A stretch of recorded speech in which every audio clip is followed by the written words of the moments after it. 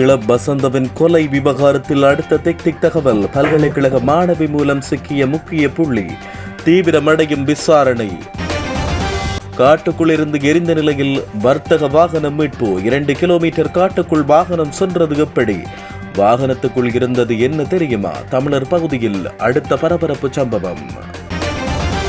யாழ் சாவகச்சேரிக்கு வருகை தந்த அர்ஜுனா வைத்தியர்களுக்கு விடுத்த எச்சரிக்கை. இதுதான் இறுதி முடிவு.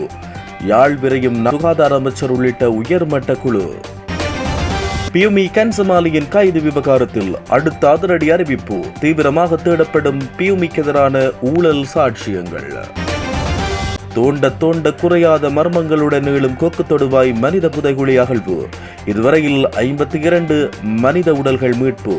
வெளிவரும் அலுமினிய சன்ன ஆதாரங்கள். வேலை நிறுத்தங்களில் கலந்து கொள்ளாத அரசு ஊழியர்களுக்கு 10,000 ரூபாய் கொடுப்பனவு. அரசின் நரித்தந்திர உத்தி. கிளிநொச்சியில் அமையவிருக்கும் பாரிய ரசாயன தொழிற்சாலை திடீரென்று ராஜாங்க அமைச்சர் விஜயம். நாட்டு மக்களுக்கு பெரும் மகிழ்ச்சி செய்தி. இன்று முதல் அமலாகும் வகையில் மின் கட்டணம் 22.5% குறைப்பு. நாடளாவிய ரீதியில் உணவுப் பொருட்களின் விலை குறைப்பு. ஃப்ரைட் ரைஸ், கொத்து, பராட்டா, முட்டை ரொட்டி, சிற்றுண்டிகளும் விலை குறைப்பு. ட்ரம் மீது துப்பாக்கிச்சூடு நடத்திய இளைஞன் தொடர்பில் வெளியான அதிர்ச்சி பின்னணி. கிளப் வசந்தவின் சடலம் வைக்கப்பட்டிருந்த பொருளை மலர்ச்சாலைக்கு 2 சந்தர்ப்பங்களில் மிரட்டல் தொலைபேசி அழைப்புகள் வந்ததாக போலீசார் தகவல் வெளியிட்டனர். இந்நிலையில் குறித்த தொலைபேசியின் சிம் அட்டை பல்கலைக்கழக மாணவி ஒருவரின் பெயரில் பதிவு செய்யப்பட்டுள்ளதாக போலீசாரின் விசாரணையில் கூறப்பட்டுள்ளது. குறித்த மாணவி பொருளை பிரதேசத்தில் அமைந்துள்ள தனியார் பல்கலைக்கழகம் ஒன்றில் கல்வி கற்று வருவதாக தெரிவிக்கப்படுகிறது. இந்த தொலைபேசி இதுவரையில் அச்சுறுத்தல் அழைப்புகளுக்கு மாத்திரமே பயன்படுத்தப்பட்டதாக போலீசாரால் கூறப்பட்டுள்ளது.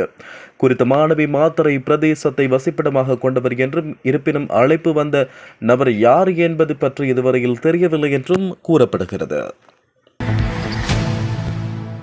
வாகனம் ஒன்றுடன் முற்றாக எரியூட்டப்பட்ட நிலையில் நேற்று மாலை திருகோணமலை வனப்பகுதியில் நபரொருவரின் மீட்கப்பட்டுள்ளதாக உப்புவளை போலீசார் குறிப்பிட்டனர். மொரேவ போலீஸ் பிரிவுக்குட்பட்ட பன் மதவாச்சி வனப்பகுதியில் திருவண்ணாமலை அனுராதபுர பிரதான வீதியில் இருந்து சுமார் 1 மணி நேரம் பயணிக்கக்கூடிய வனப்பகுதியில் குறித்த முற்றிலும் மீட்கப்பட்ட நிலையில் கண்டுபிடிக்கப்பட்டதாக போலீசார் கூறினர். இவ்வாறு சட்டமாக மீட்கப்பட்டவர் திருவண்ணாமலை உப்புவளை போலீஸ் நிலையத்தில் கடத்தப்பட்டதாக முறைப்பாடு செய்யப்பட்ட செல்வநாயகபுரம் பகுதியைச் சேர்ந்த ஜெயரூபன் வயது 42 என்றும் அவருடைய கேப் ரக வாகனம் என்ற அடையாளம் காணப்பட்டுள்ளதாகவும் உப்புவளை போலீசார் தெரிவிக்கின்றனர். இவ்வாறு மீட்கப்பட்ட சடலம் திருவண்ணாமலை அலஸ்தோட்டம் பகுதியைச் சேர்ந்த மரக்கரை கடை உரிமையாளரான சில்லையா ஜெயரூபன் 42 வயது என்றும் ஆரம்பகட்ட விசாரணையில் தெரிய வந்துள்ளது. கடந்த 12ஆம் தேதி கேப் வாகனத்துடன் காணாமல் போனதாக கூறப்படும் குறித்த நபரின் வாகனம் அதிகாலை 2:40 மணியளவில் வில்கம்பிகாரை பகுதியை தாண்டி மொரைவெப்பு பகுதிக்கு செல்வதை சிசிடிவி காணொலி மூலம் கண்டறிந்ததாகவும் அதையடுத்து விசாரணைகள் முன்னெடுக்கப்பட்டதாகவும் கூறப்படுகிறது.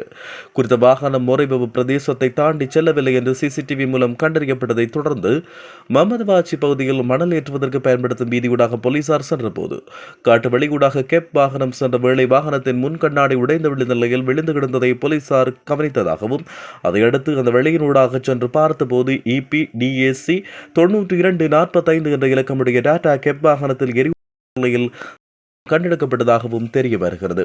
இவ்வாறு காணாமல் போனவர் கடந்த வெள்ளிக்கிழமை அதிகாலை 2 மணியளவில் இருந்து காணாமல் போனதாகவும் நபரொருவர் ஜெயரூபன் என்பவரை வீட்டில் இருந்து அழைத்துச் சென்றதாகவும் பின்னர் இருதரப்பினருக்கு இடையில் ஏற்பட்ட கைகலப்பால் அவர் தாக்கப்பட்டதாகவும் உப்புவளை போலீஸ் நிலையத்தில் ஜெயரூபனின் குடும்பத்தால் முறைப்பாடு செய்யப்பட்டது.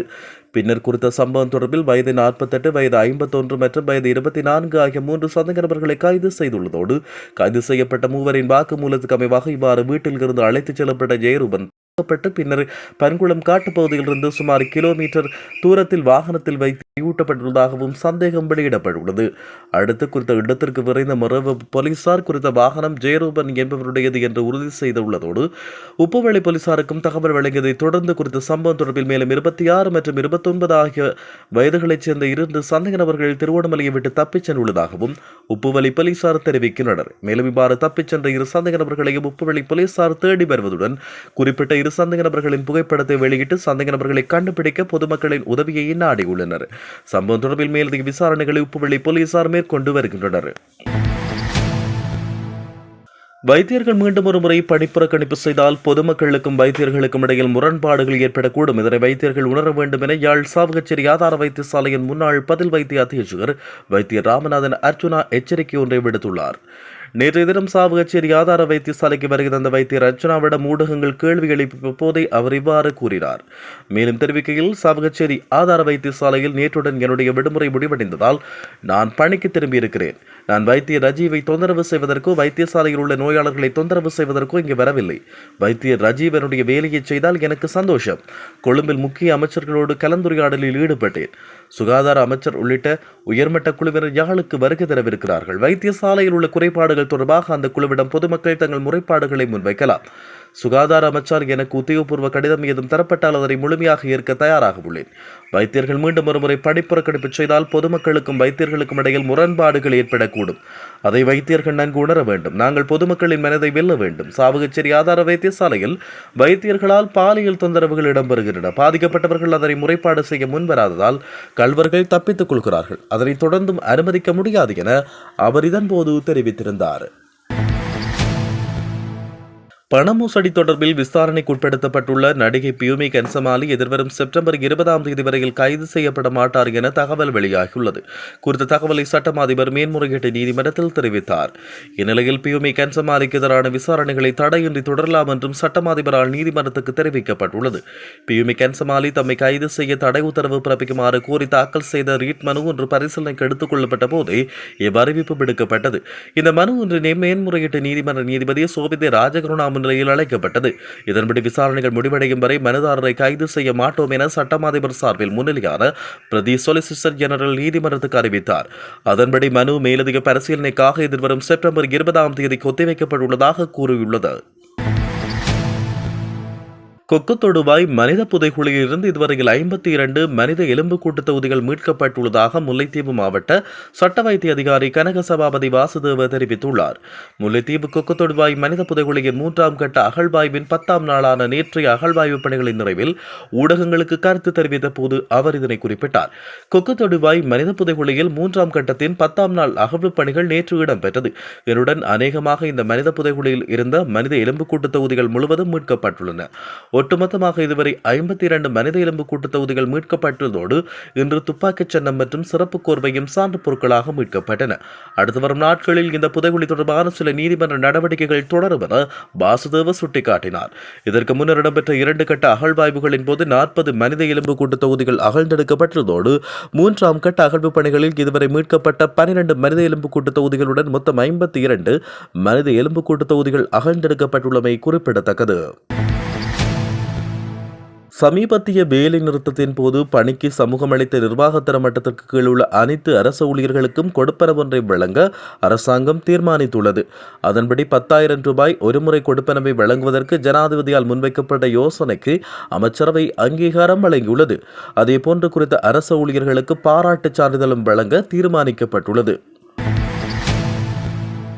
வடக்கு மாகாணத்தில் முன்னெடுக்கப்பட உள்ள 4 அபிவிருத்தி திட்டங்கள் தொடர்பில் ஆராயும் நோக்கில் முதலீட்டு மேம்பாட்டு ராஜாங்க அமைச்சர் திலும் அமுனுகம வடக்குக்கான விஜயம் ஒன்றை மேற்கொண்டுள்ளார். இதன் ஒரு அங்கமாக கிளிநொச்சி மாவட்டத்தின் பரந்தன் ரசாயன தொழிற்சாலைக்கு முதலீட்டு மேம்பாட்டு ராஜாங்க அமைச்சர் விஜயம் ஒன்றை மேற்கொண்டுள்ளார். இதன்போது நாட்டில் நிலவிய கடந்த கால அசாதாரண நிலையால் அழிவடைந்து நீண்ட காலமாக புனர்நிர்மாண பணிகள் எதுவும் செய்யப்படாத நிலையில் உள்ள பரந்தன் ரசாயன தொழிற்சாலை மற்றும் தொழிற்சாலைக்கு சொந்தமான வயல் நிலங்களையும் அவர் பார்வையிட்டார். 230 ஏக்கர் நிலப்பரப்பில் அமையப்பெற்ற குறித்த தொழிற்சாலையை விசேட முதலீட்டு ஊக்குவிப்பு வலயங்கள் உருவாக்கும் திட்டத்தின் கீழ் அபிவிருத்தி செய்யும் நோக்கில் அமைச்சரின் விஜயம் அமைந்திருந்தது. இந்த கள விஜயத்தில் கிளிநொச்சி மாவட்ட பதில் அரசாங்க அதிபர் எஸ் முரளிதரன், அமைச்சர் அதிகாரிகள், கண்டாவளை பிரதேச செயலாளர் டி பிருந்தாகரன், கிராம சேவகர், கண்டாவளை பிரதேச செயலக காணி பிரிவு உத்தியோகத்தர்கள் உள்ளிட்ட பல்வேறு தரப்பினரும் கலந்து கொண்டனர். நாளை முதல் அமலாகும் வகையில் மின் கட்டணத்தை 22.5% குறைப்பதற்கு இலங்கை பொது பயன்பாடுகள் ஆணைக்குழு அனுமதி வழங்கியுள்ளது. மின்சார கட்டண குறைப்பு தொடர்பான முன்மொழிவுகளை இலங்கை மின்சார சபை அண்மையில் பொது பயன்பாடுகள் ஆணைக்குழுவுக்கு அனுப்பியிருந்தது. இதற்கமைய 0 முதல் 30 வரையான மின் அலகு ஒன்றின் கட்டணம் 2 ரூபாவாலும் 30 முதல் 60 வரையான அலகு ஒன்றின் கட்டணம் 11 ரூபாவாலும் குறைக்கப்பட்டுள்ளது. 60 முதல் 90 வரையான அலகு ஒன்றின் கட்டணம் 12 ரூபாவாலும் 90 முதல் 120 வரையிலான அலகு ஒன்றின் கட்டணம் 20 ரூபாவாலும் குறைக்கப்பட்டுள்ளதாக இலங்கை பொது பயன்பாடுகள் ஆணை குழு அறிவித்துள்ளது. நாடளாவிய ரீதியில் உடன் அமலுக்கு வரும் வகையில் உணவுப் பொருட்கள் சிலவற்றின் விலைகள் குறைக்கப்பட்டுள்ளதாக சிற்றுண்டிச்சாலைகள் மற்றும் விருந்தக உரிமையாளர்கள் சங்கம் தெரிவித்துள்ளது. மின்சார கட்டணம் குறைக்கப்படும் நிலையில் இந்த விலை குறைப்பு செய்யப்பட்டுள்ளதாக தெரிவிக்கப்பட்டுள்ளது. அதன்படி ஃப்ரைட் ரைஸ், கொத்து என்பன 25 ரூபாவால் குறைக்கப்பட்டுள்ளன. அத்துடன் பராட்டா, முட்டை ரொட்டி மற்றும் சிற்றுண்டிகள் என்பன 10 ரூபாவால் குறைக்கப்பட்டுள்ளன. அமெரிக்காவில் பென்சில்வேனியா மாகாணத்தில் நடைபெற்ற பிரச்சாரத்தில் பேசிக் கொண்டிருந்த முன்னாள் ஜனாதிபதி ட்ரம்ப் மீது துப்பாக்கிச்சூடு நடந்த சம்பவம் பெரும் அதிர்வலைகளை ஏற்படுத்தியுள்ளது. ட்ரம்ப் மீது துப்பாக்கிச்சூடு நடத்திய தோமஸ் மத்தியூ க்ரூஸ் என்கின்ற 20 வயது இளைஞர் சீக்ரெட் சர்வீஸ் பாதுகாவலர்கள் சுட்டுக் கொண்டுள்ளனர். ட்ரம்ப் மீது துப்பாக்கிச்சூடு நடத்திய இளைஞர் பற்றிய அடுத்தடுத்த தகவல்கள் வெளிவந்த வண்ணம் உள்ளன. மேத்யூ மிகவும் தனிமையான, அமைதியான, சமூக தொடர்பு இல்லாத பையன் என்றும் அவருடைய சக மாணவர்கள் கூறியுள்ளனர். எனவே மேத்யூவுக்கு நண்பர்களும் இல்லை. துப்பாக்கிச் சுடுதல் விளையாட்டில் சரியான குறிவைக்கும் திறன் இல்லாததால் மேத்யூ நிராகரிக்கப்பட்டுள்ளார். அவருடைய தோற்றத்தை வைத்து சக மாணவர்கள் தொடர்ந்து கேலி கிண்டல் செய்து வம்பிழுத்து வந்தனர். அவர் அணியும் உடைகளை வைத்தும் அவர்கள் தொடர்ந்து சீண்டியுள்ளனர். தன்னுடைய தந்தையின் ஏர் ஸ்டைல் செமி ஆட்டோமேட்டிக் ரபிலை பயன்படுத்தி மேத்யூ ட்ரம்மை சுட்டுள்ளான் என்று விசாரணையில் தெரிகிறது. மேலும் அவருடைய காரில் சில வெடிகுண்டுகளையும் பாதுகாப்பு படையினர் கண்டறிந்தனர். ஆனால் மேத்யூவின் ட்ரம்மை சுட்டதற்கு எந்த வலுவான காரணமும் இல்லை. எந்த சித்தாந்தத்தின் மீது மேத்யூ ஈடுபாடு காட்டவில்லை என்றும் தன்னிச்சையாகவே இந்த செயலில் ஈடுபட்டுள்ளார் என்றும் விசாரணையில் தெரிய வந்துள்ளது. ட்ரம்பின் குடியரசுக் கட்சிக்கு ஆதரவான நிலைப்பாட்டையே மேத்யூ கொண்டிருந்தார் என்றும் இதன்போது தெரிய வருகிறது. கிளப் வசந்தவின் கொலை விவகாரத்தில் அடுத்த டெக்னிக் தகவல். பல்கலைக்கழக மாணவி மூலம் சிக்கிய முக்கிய புள்ளி. தீவிரமடையும் விசாரணை. காட்டுக்குள் இருந்து எரிந்த நிலையில் வர்த்தக வாகனம் மீட்பு. 2 கிலோமீட்டர் காட்டுக்குள் வாகனம் சென்றது எப்படி? வாகனத்துக்குள் இருந்தது என்ன தெரியுமா? தமிழர் பகுதியில் அடுத்த பரபரப்பு சம்பவம். யாழ் சாவகச்சேரிக்கு வருகை தந்த அர்ச்சுனா வைத்தியர்களுக்கு விடுத்த எச்சரிக்கை. இதுதான் இறுதி முடிவு.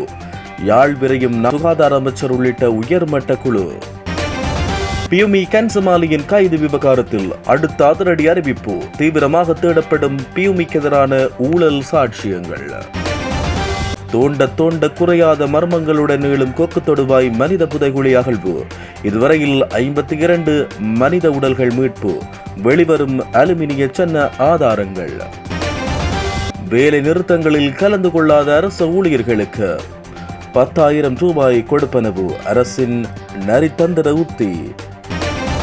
கிளிநொச்சியில் அமையவிருக்கும் பாரிய ரசாயன தொழிற்சாலை. திடீரென்று ராஜாங்க அமைச்சர் விஜயம்.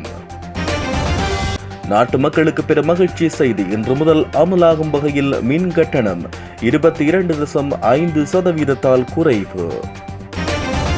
நாடளாவிய ரீதியில் உணவுப் பொருட்களின் விலை குறைப்பு. ஃப்ரைட் ரைஸ், கொத்து, பராட்டா, முட்டை ரொட்டி, சிற்றுண்டிகளும் விலை குறைப்பு. ட்ரம்ப் மீது துப்பாக்கிச்சூடு நடத்திய இளைஞன் தொடர்பில் வெளியான அதிர்ச்சி பின்னணி.